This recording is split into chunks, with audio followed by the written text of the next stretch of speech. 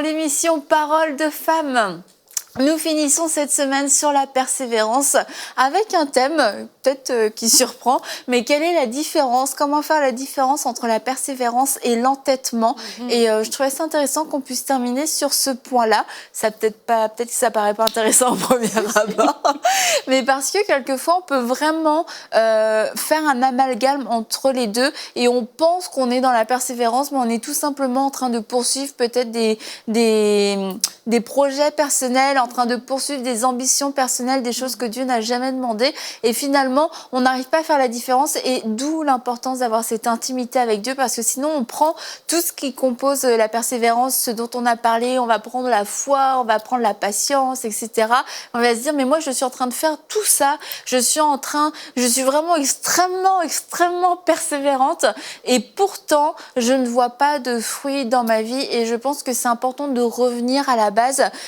Sur quelle base es-tu persévérant? Et qu'est-ce que tu es en train de poursuivre? Pourquoi est-ce que tu fais cette chose-là? Et Aurélie, tu en avais un petit peu parlé durant la semaine. C'est que quelquefois, finalement, on prend un chemin et on s'entête dans son chemin, pensant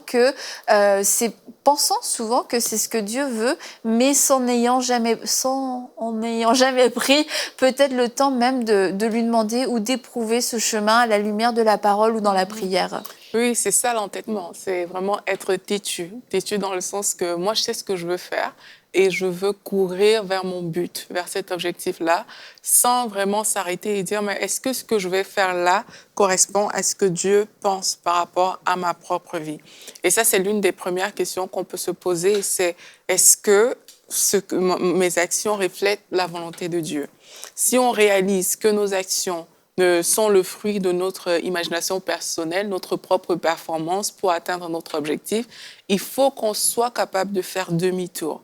Parce que la personne entêtée, c'est quelqu'un qui a du mal à faire demi-tour. Alors que la personne qui est dans la persévérance, selon Dieu, c'est quelqu'un qui reste persévérante. Et si l'action à poser pour demeurer persévérant est de faire marche arrière, cette personne est prête à la faire. Mais dans l'attitude d'entêtement, c'est je suis trop avancée sur mon chemin pour faire marche arrière. J'ai déjà posé trop d'étapes, j'ai déjà avancé jusqu'ici. Il me reste juste quelques mètres pour terminer ce que j'ai commencé à faire. Vous êtes en train de me dire que je vais retourner en arrière? Là, c'est la personne entêtée qui réfléchit comme ça. C'est qu'on est trop bien parti pour recommencer. On a peur de recommencer. On ne veut surtout pas recommencer parce qu'on était déjà dans une certaine direction. Mais c'est pas ça la persévérance. La persévérance, c'est je pose des actions, mais je pose des actions inspirées par Dieu. Et si l'une des actions inspirées par Dieu nécessite de faire marche arrière, ben je fais ce pas, je fais marche arrière et je pose cette action-là.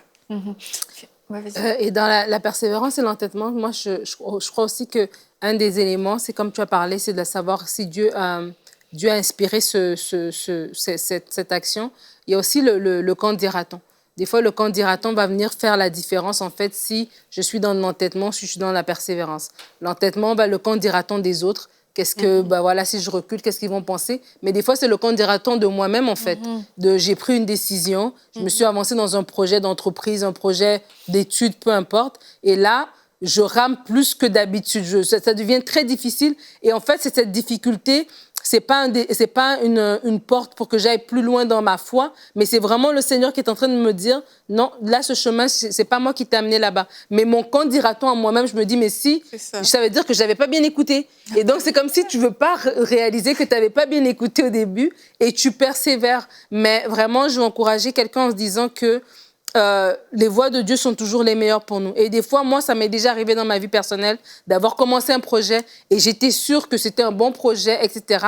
Mais après, plus tard, je me rends compte que non, en fait, là, je suis dans l'entêtement. Et le Seigneur me parle clairement pour me dire non, là, c'est pas ce que j'ai envie que tu fasses. Et c'est une preuve d'humilité, mais une preuve d'obéissance et une preuve de foi, de confiance en Dieu, de dire, Seigneur, oui, j'ai peut-être mis 3 ans dedans, j'ai peut-être mis $20,000 dans ce projet, mais je te fais confiance que, alors que je t'obéis, alors que je laisse aller de cet entêtement, parce que ce n'est pas de Dieu de toute façon, l'entêtement, alors que je laisse aller ça, je sais que tu vas t'occuper de moi. Ça, c'est quelque chose qui est difficile. J'ai souvenir quand j'étais en Belgique et que je devais quitter pour venir au Canada, moi, je pense aux personnes qui ont des choix à faire, mais justement qui s'entêtent à rester dans le choix qui n'est pas le leur. Et il y a quelque chose que qui fait mal, c'est recommencer, vraiment. Parce que moi, c'était une question qui était trop forte pour moi. J'avais comme cette peur de recommencer. Je me disais, mais Seigneur, je ne vais pas recommencer à zéro. Après tout ce que j'ai fait, je vais pas... Franchement, pour moi, c'était un grand, grand défi. Et je sais qu'il y a des personnes qui se retrouvent dans des situations pareilles où c'est juste... On sait même que finalement, on n'est pas sur le bon chemin, mais juste le désir de ne pas vouloir tout recommencer, faire en sorte qu'on reste sur ce chemin-là. On s'entête en pensant que Dieu va venir nous rencontrer sur ce chemin-là. Mais c'est pas comme ça que ça fonctionne avec le Seigneur. Dieu ne vient pas comme te rencontrer sur le chemin que tu as choisi. C'est lui qui donne la direction. C'est lui qui donne le chemin et c'est toi qui dois aller dans la direction de Dieu.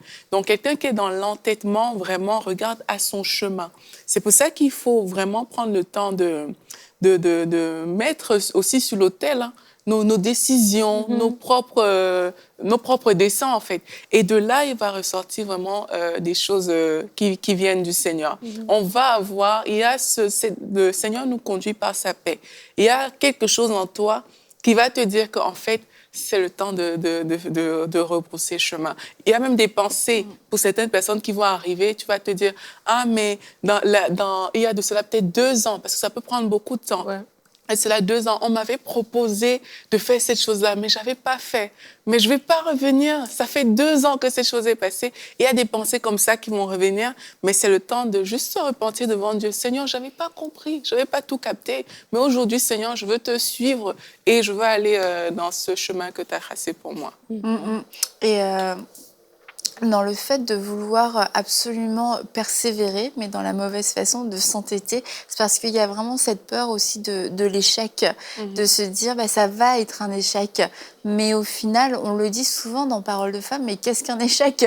Est-ce qu'un échec, c'est de laisser tomber quelque chose que Dieu ne t'a jamais demandé de faire? Ou est-ce que l'échec, ce serait de faire et d'accomplir, de passer ton temps, de passer des années, d'investir ton argent dans quelque chose que Dieu ne t'a jamais demandé de faire? Quelque chose qui ne fait pas partie du plan que Dieu a pour toi. Quelque chose pour lequel tu n'auras aucune récompense éternelle parce que ça faisait pas partie du plan match. C'est quoi finalement le vrai échec? Et c'est de remettre tout ça dans une perspective éternelle et avec le regard de Dieu, plus que notre regard à nous, le regard de notre entourage. On se dit, mince, c'est 3 ans dans une vie, c'est quand même beaucoup. Et 3 ans, comparé à l'éternité, c'est rien. Quand c'est Jacob qui a travaillé pour 7 ans pour avoir celle qui possède sa femme, il a dit, mais ces 7 ans sont passés tellement vite, sont passés comme un jour. Et en fait, bon, même si je pense que ça a dû être un peu plus long quand même par moment, mais il y a c'est de se dire, Dieu va faire grâce, Dieu va racheter le temps, ça va être tellement meilleur dans tous les cas que de faire la volonté de Dieu, même s'il faut mettre un stop à un projet, même si ça ressemble à un demi-tour, même si ça ressemble à un échec, j'ai cette conviction que je suis en train de plaire à Dieu, que je suis en train de faire sa volonté. Et aussi même dans l'entêtement, parfois on est buté. On arrive à un C'est pour ça qu'on en arrive là. Voilà, on est buté. Et il faut se poser aussi une question, c'est peut-être ça fait 3 ans que vous êtes là et que vous butez. Est-ce que je veux que mes 3 prochaines années ressemblent aux 3 années que je suis en train de vivre ou alors je veux que ça change complètement? Quand on commence à se poser des questions comme ça, mais en fait, on réalise qu'on a plus intérêt à lâcher prise quand on est dans l'entêtement pour se rallier à ce que Dieu pense, parce que c'est Dieu qui a le meilleur, c'est Dieu qui connaît le chemin, etc., etc., plutôt que de continuer, de persister, etc., parce que le temps que ça prend, l'énergie que ça prend quand on est entêté, c'est dur en fait, ça devient un joug qu'on met sur nous, c'est un fardeau. Donc vraiment, posons-nous cette question, est-ce que je veux vraiment que les prochaines années de ma vie, ça ressemble à ce que je suis en train de vivre, ou alors je veux avancer, aller de l'avant avec le Seigneur. Et ça aussi, ça va vraiment nous permettre de faire la nuance entre la persévérance et l'entêtement. Et une prière à faire aussi, c'est de dire, Seigneur, montre-moi les choses telles qu'elles sont. Parce que des fois, je crois qu'en tant qu'humain, on a la facilité à voir dans la vie des autres, mais quand ça vient à notre propre vie, c'est comme si c'est tout brouillon, on ne voit pas bien. Mais de vraiment prendre le recul par rapport à moi-même, par rapport à cette situation. Est-ce que je suis dans de l'entêtement? Est-ce que c'est de la persévérance? Ou là, je suis dans de l'acharnement tu vois, par rapport à ce projet ici. Et le Seigneur dit, Seigneur, donne-moi le recul par rapport à moi-même. Et c'est là vraiment quand il va te le donner, ce recul-là. Et ça va peut-être être dur à entendre, mais de dire que je sois assez flexible, un peu comme on parlait de la prière de Jésus, que je sois assez flexible pour dire, ta volonté, Seigneur. Oui, moi, dans mon calcul à moi, je croyais que c'était ça la bonne façon. Et peut-être même que aux yeux de tous, ça a l'air bien comme projet, mais ce n'est pas le meilleur de Dieu pour toi. Et c'est ça que tu dois distinguer entre mon projet et le meilleur de Dieu. Si peut-être mon projet va me permettre au bout de 3 ans d'avoir un petit truc. Mais Dieu, il a plus que pour toi. Et le plus pour toi, ce n'est pas de dire qu'il a 20 000 $ ou 15 000 $ de plus pour toi, mais la paix qu'il va te donner, la joie qu'il va te donner, l'épanouissement qu'il va te donner, c'est mieux que ce projet dans lequel tu t'entêtes. Et c'est vraiment important de faire cette prière, sincèrement. De dire, Seigneur, parle-moi, dis-moi. Et bizarrement, peut-être qu'il y a des gens qui vont te parler autour de toi. Mais tu le sauras que, là, le Seigneur vient de me parler par rapport à ça. Et peut-être après le lâcher-prise, c'est un processus, il y a peut-être un processus de deuil de ton projet, du temps que tu as investi. La paix qui vient après, voilà. c'est vraiment important parce que, sérieux, je me revois encore en Belgique. Parce que le lâcher-prise dont tu parles, c'était dur. Ben oui, c'était vraiment dur. C'était vraiment dur. Mais je me rappelle que quand je l'ai accepté dans mon cœur, il y a une paix vraiment très grande qui m'a envahie à cet instant-là. Et c'est même comme ça que j'ai pu vraiment être sûre que voici la volonté de Dieu. Mais c'est parce qu'à un moment, c'était comme lâche prise. Lâche prise dans ce que tu es en train de faire. Et là, sincèrement, le Seigneur a répondu par la paix et tout. Et une chose, tu l'as un peu dit tantôt, Nadine, c'est de comprendre que c'est pas parce que c'est bien qu'on doit le faire. C'est les personnes un peu plus entêtées, c'est que comme c'est bien, mais je le fais. Ouais. Mais c'est pas parce que quelque chose est bien sur le chemin qu'on doit y aller. Quelqu'un qui veut persévérer avec le Seigneur ne fait pas tout ce qui est bien. Il fait vraiment les choses qu'il a entendu Dieu lui demander de faire. Quand on se limite juste à « Ah, ok, c'est bien et tout », et qu'on n'a pas ce réflexe d'aller toujours vers le Seigneur pour éprouver les actions qu'on va poser, mais là, on va emprunter des bons chemins. Et croyez-moi, la vie va vous offrir des très bons chemins, mais qui ne sont peut-être pas le chemin de Dieu, parce qu'il est étroit, ce chemin qui mène il est large, plutôt, ce chemin qui mène à la perdition.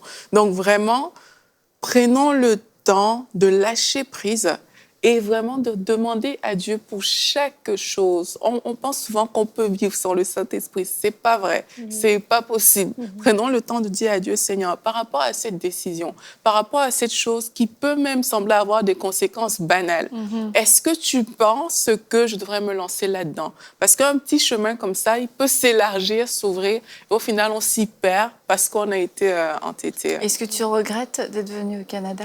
Non. Je vais t'en refaire. On referait la même chose. Est-ce que tu regrettes d'avoir abandonné ton projet? Non. Mais tu sais, un truc que c'est important que j'y pense justement, une chose aussi qui peut te dire que tu es dans l'entêtement, c'est que quand tu penses abandonner ce projet, tu as honte. Tu as honte de tout ce que tu as investi, des cartes d'affaires que tu as imprimées. Et d'expliquer à tout le monde à qui tu avais déjà dit ton projet. Au fait, de revenir en arrière. Non, mais c'est vrai. Et tu vois, et c'est l'ennemi va te tenter en te disant, bah attends, oh là là. Et tu vois, ça va faire que tu vas te retenir, tu vas te dire, oh non, peut-être que, voilà, je dois encore persévérer davantage. Mais non, franchement, la honte, tout ça, ça vient de l'ennemi aussi. Tu vois, ces sentiments-là de dire non, Seigneur, je m'en remets à toi et je te fais confiance. Je te fais confiance par rapport à mon avenir. Des fois, on est déterminé et être déterminé, c'est bien. Mais lorsque ta détermination est l'élément central, lorsque ta détermination parle plus fort que l'obéissance, c'est là que... Et quand on lit les voyages de Paul, tu te dis, bah... Il était ultra persévérant, on est d'accord? Il était ultra déterminé, mais il était extrêmement flexible, tout le temps à l'écoute du Saint-Esprit. l'esprit nous a empêchés d'aller là. Finalement, on devait aller là, mais on n'ira pas. On va juste s'arrêter un moment, mais on ne s'arrêtera pas plus longtemps. Bon, finalement, on va faire un crochet, finalement. Finalement, je ne veux pas aller à Éphèse, mais je vais faire venir les gens d'Éphèse. Bon, finalement, et tu te dis, mais il ne savait pas ce qu'il faisait ou quoi? Est-ce qu'il changeait tout le temps d'avis? Non. En fait, il a mis sa relation avec Dieu au-dessus. Il a décidé de persévérer dans son obéissance.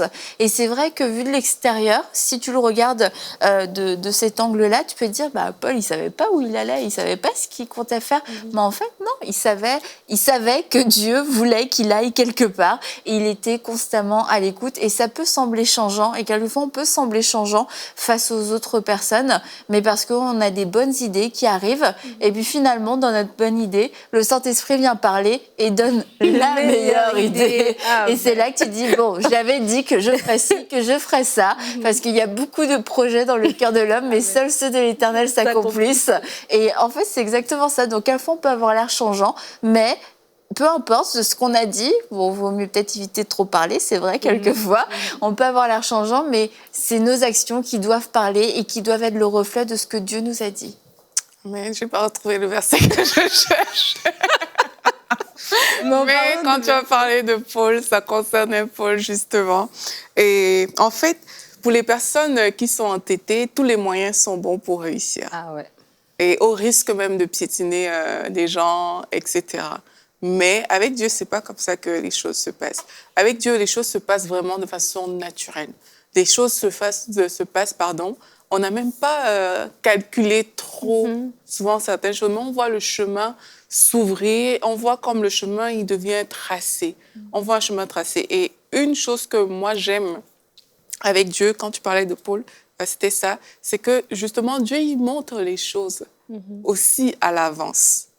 Il montre les choses à Paul, il dit, OK, va à Jérusalem. Paul dit, OK, moi, je fais aucun cas de ma vie comme si elle était précieuse, etc. Je sais que là-bas, il va m'arriver certaines choses, etc. Et il y va. Quelqu'un d'entêté, quand il voit qu'il va arriver quelque chose qui est négatif à sa personne, il n'ira pas. Parce que il veut réussir son objectif. Alors que quelqu'un qui est persévérant, mais parce qu'il a entendu de Dieu, comme Paul, il va te dire, je ne fais aucun cas de ma vie. Parce que Paul, il sait qu'il va m'arriver quelque chose là-bas. Il sait que ce ne sera pas rose, mais il y va quand même parce qu'il est avec le Seigneur. Mais s'il était juste un entêté, il allait dire, non, vu qu'il va arriver quelque chose de pas beau là-bas, je vais d'abord un peu faire cette route ici, le temps que ça se calme, et puis je vais revenir. Il aurait fonctionné avec ses propres plans. Donc, dans l'entêtement, il y a beaucoup de nous. Beaucoup de nos plans, beaucoup du moi, beaucoup de jeux. Et il n'y a pas beaucoup de Dieu, les plans de Dieu dedans. Mais il y a beaucoup moi, OK, ça, je vois ces choses. Il y a beaucoup de jeux et pas beaucoup de Dieu. Ouais, Aurélie Tchetcho, c'est ça.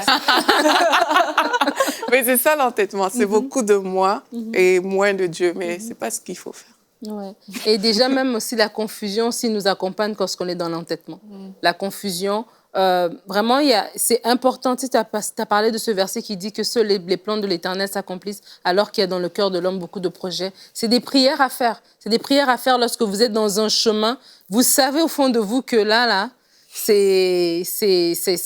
s'enlise et puis on s'en sort plus. De faire cette prière, Seigneur, oui.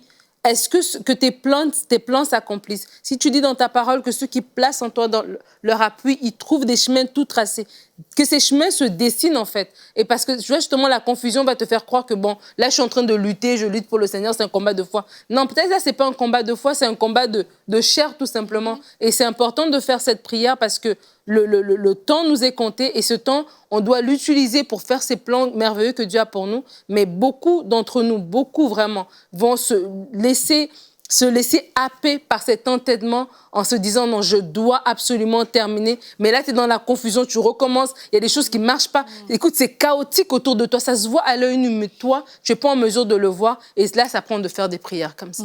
Et quand on voit le peuple d'Israël dans le désert, comme tu disais Aurélie, est-ce que vous voulez que vos trois prochaines années, ressemblent à vos 3 dernières années? Je pense que ça aurait été une bonne question qu'ils auraient pu se poser. Est-ce qu'on aimerait voir un changement ou est-ce qu'on a encore envie d'errer dans le désert? Si on a encore envie d'errer dans le désert, allons-y, continuons comme ça. Apparemment, on a retrouvé la recette magique pour rester dans le désert et ne pas mourir. Mais c'est quand tu vois leur vie, tu dis c'est leur entêtement qui les a gardés dans le désert. Leur entêtement leur a fait faire du surplace alors qu'ils voulaient désespérément avancer. Mais ils voulaient avancer à leur façon. Ils voulaient avoir leur propre trajectoire. Ils voulaient faire leur propre Dieu. Ils pensaient encore à l'Égypte, etc. Et quelquefois, on est vraiment comme ça dans nos vies. On veut tout faire de la même manière. On veut courir à fond. Et puis, on va se taper un mur et du coup, on revient et on recourt à fond dans un autre côté. Mais on n'a toujours pas demandé la sagesse de Dieu. On n'a toujours pas demandé à Dieu, mais simplement juste aide-moi, aide-moi. Ouais. Et on croit qu'on a tellement peur de perdre du temps. On a tellement peur d'y aller pas à pas, de marcher avec la sagesse de Dieu. Il y a des temps dans la sagesse de Dieu, il y a une accélération et tu dis, wouh, je contrôle plus rien, mais c'est Dieu qui accélère les choses, mais c'est pas nous qui sommes en train de nous précipiter. Mais on a tellement peur de manquer quelque chose qu'on est juste nous-mêmes en train de gaspiller notre temps. Et on devient les géants de notre propre vie. Et ça, c'est... Je parle de beaucoup de moi, j'ai l'impression, dans cette émission. Nadine Je me rappelle un jour, je priais et ça m'avait fait mal. Parce que c'est comme si j'étais arrivée à la conclusion. Vous voyez la voix que tu entends à l'intérieur de toi qui te dit tu es le géant de ta propre vie. Et j'étais comme waouh, c'est fort parce que quand moi je vois géant, je pense à l'histoire de Josué, vous voyez, et tout ça. Mais j'étais comme oh mon Dieu. Et il faut faire attention. Quand on est entêté, c'est ce qui arrive. C'est que c'est plus l'extérieur qui devient le danger. C'est toi qui deviens le danger de ta propre vie. Et ça, sincèrement, il faut vraiment retourner à Dieu. Moi, je le dis parce que de moi-même, j'aurais jamais vu ces choses-là.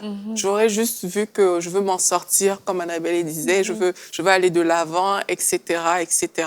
Mais ça m'a pris, ça me concerne, ça m'a vraiment pris c'était dans un temps de prière comme ça, et que je l'ai entendu, que tu es le géant de ta propre vie. Et j'ai commencé à prier que, Seigneur, délivre-moi de ma folie, en fait. Tu vois, parce que la folie est parfois attachée à nos cœurs, mais on ne se rend pas compte. Tel un enfant. C'est ça. Mais que faut-il, Aurélie, pour que la folie s'éloigne du cœur de l'enfant? La correction est nécessaire dans ces cas-là. Délivre-moi de ma folie. Ne me laisse pas me tromper moi-même par mes faux raisonnements. C'est des prières qu'il faut faire à Dieu. Ne me laisse pas marcher, Seigneur, comme si tu n'étais pas avec moi. Alors que Dieu, il est là, il est avec nous en fait. Et il faut surtout pas, il faut oublier le côté « je veux avoir raison ». Il faut laisser ça de côté. On peut avoir tort, on peut se tromper dans la vie, mais par la grâce de Dieu, le Seigneur est toujours là pour nous repositionner, pour nous mettre sur ses voies, si on choisit de faire demi-tour. Et l'entêté, justement, c'est dur pour lui de faire demi-tour. Mais comme on a dit tout à l'heure, il faut lâcher prise. Mais une fois qu'on revient sur ce chemin, vraiment, Dieu est fidèle pour accomplir de grandes choses. Et quand tu parles même de cette prière, je crois aussi qu'une autre prière qu'on doit faire, en fait, même pas, ce que je veux dire, c'est que notre conseil, on doit d'abord le chercher auprès du Seigneur. Parce que des fois, justement, on est maintenu dans notre entêtement. Pourquoi? Parce que notre conseil, on le prend auprès des gens autour de nous qui nous disent que oui, on fait un bon projet. Ça a l'air sur papier, ça a l'air tellement bien. Voilà, tout a l'air bien. Et donc, du coup, ça nous maintient dans notre entêtement. Mais des fois, il faut toujours aller chercher le conseil auprès de Dieu. Et quand bien même ce conseil, il est contraire à ceux de ton entourage, mais si Dieu t'a parlé clairement par rapport à quelque chose, vaut mieux reculer. Et tu auras cette paix et tu ne seras pas gêné de dire aux gens autour de toi, non, oui, finalement, ce projet, je l'ai laissé tomber. Parce que tu auras cette paix que c'est Dieu qui t'en a parlé. Mais lorsque ce n'est pas Dieu qui t'a parlé, lorsque tu n'as pas cette assurance, tu vois, tu hésites tout le temps. Chaque fois qu'il y a une petite difficulté, peut-être que je n'aurais pas dû, peut-être. Et tu es toujours dans cette espèce tu vois, tu te poses toujours la question, est-ce que de doute, mais vraiment de laisser le Seigneur nous parler. Et c'est sûr que lorsqu'on prie sincèrement, Seigneur, montre-moi. Seigneur, donne-moi du recul par rapport à ma propre situation. Et vous serez surpris un peu comme la réponse que tu as eue par rapport à ta prière. Dieu va vous parler, Dieu va vous montrer les choses. Et dès que vous avez la certitude, dès que vous avez cette vision, dès que vous avez eu la réponse, c'est le moment d'agir, de dire, OK, je lâche prise, je me mets. Et Même si ça fait 3 ans, même si vous y avez mis plein d'argent, c'est pas grave. Dieu lui-même s'occupera de vous. Et ça, c'est super important de réaliser ça. Et je pense à Lot. Bon, Jérémy, si tu écoutes l'émission, excuse-moi, parce qu'on n'est pas d'accord sur le cas de Lot. Mais la Bible nous dit que Lot tourmentait son âme de juste en voyant tout ce qui se passait à Sodome parce qu'il y avait des actions horribles. Et moi, je me suis toujours dit, mais ce gars-là, il souffrait pour rien. Il s'asseyait pour regarder les choses horribles qui se passaient devant lui, un endroit qu'il a choisi. C'était le lieu qu'il avait choisi. Mais en fait, c'était sûrement pas le lieu pour un juste. Son âme de juste était tourmentée et comme Aurélie dit, quelquefois on doit juste prier pour être délivré de notre propre folie. Et là, Jérémy, où je vais en venir, tu vas voir, qui n'est pas d'accord avec moi, c'est que on voit qu'il y avait un attachement parce que lorsque Abraham prie, etc. Et c'est que en fait, Lot et sa femme résistent. C'est pas inné pour eux partir. Mais oui, enfin, on va être délivrés. Peut-être qu'on savait pas comment faire. Peut-être qu'on n'avait pas le courage de le faire. Mais c'est que mais comment est-ce qu'on va faire pour partir? Et ça, pour moi, c'est vraiment une image de l'entêtement. Tu es dans le mauvais endroit, avec les mauvaises personnes. Il se passe des choses que tu ne devrais pas voir. Et tu veux pas en faire partie, mais tu es constamment tiraillé, tu es constamment tourmenté et tu t'entêtes. Tu veux rester là. Et quand bien même on te donne un moyen d'en sortir, que des anges viennent te chercher, est-ce que vraiment on va partir? Est-ce que vraiment... Et visiblement, Lot n'aimait pas ce qui se passait à Sodome. Mais peut-être il avait des choses auxquelles il était attaché. Simplement le fait d'être là, de s'être établi là, de se dire c'est là que j'ai construit ma maison, j'ai pas envie de partir, etc. Mais c'était des mauvaises attaches. Et encore une fois, désolée Jérémy, mais pour moi vraiment Lot c'est quelqu'un qui incarne l'entêtement et on voit jusqu'où ça peut te pousser, ça te pousse dans des tourments. Et sa femme, ça l'a poussée en statut de sel. Elle n'a pas réussi à cause de son entêtement, elle n'a pas réussi à aller de l'avant, elle n'a pas réussi à aller plus loin. Donc l'entêtement n'est pas de la persévérance. L'entêtement, c'est une persévérance, une mauvaise persévérance à faire ce qui compte pour nous, ce qui est important pour nous. Or, la persévérance est cette capacité de pouvoir résister, de pouvoir tenir ferme malgré l'adversité pour faire ce que Dieu nous appelle à faire. Et je crois que cette semaine, le Saint-Esprit vous a parlé. Je crois que cette semaine, vous avez été fortifiés afin de pouvoir tout supporter, de pouvoir aller jusqu'au bout et ce, avec joie, comme nous dit la parole, et que vous avez eu un désir, une soif de vous approcher de Dieu, et que dans cette intimité avec lui, il va y avoir une nouvelle soif de faire ce qui lui est agréable, de savoir que le juste est celui que Dieu approuve, et que vous ne serez pas tentés de tomber dans la haine, de tomber dans la vengeance, parce que vous allez regarder à Dieu. Et rien que de regarder à Dieu, votre prière, ce sera qu'est-ce que tu veux que je fasse? Cette chose-là, c'est difficile, mais je vais le faire pour ta gloire. Je vais tenir ferme pour ta gloire. Je ne quitterai pas ce couple. Je ne quitterai pas mon mariage pour ta gloire. Je ne quitterai pas mon église pour ta gloire. Je ne quitterai pas cet endroit, cette région pour ta gloire, parce que je crois que tu vas te glorifier, Seigneur. Je crois que dans ma persévérance, je vais devenir parfait. Je vais grandir pour pouvoir accomplir ce que tu m'appelles à faire. Et qu'ensemble, nous grandissons, nous allons de gloire en gloire. Merci à vous les filles. J'en profite pour dire que Aurélie et Nadine sont des femmes extrêmement persévérantes. Alors merci beaucoup les filles. Et elles persévèrent depuis des semaines, des mois, des années à faire parole de femmes. Et ce n'est pas de l'entêtement. Et toi donc? Donc on se dit à bientôt pour une prochaine émission de Parole de femmes.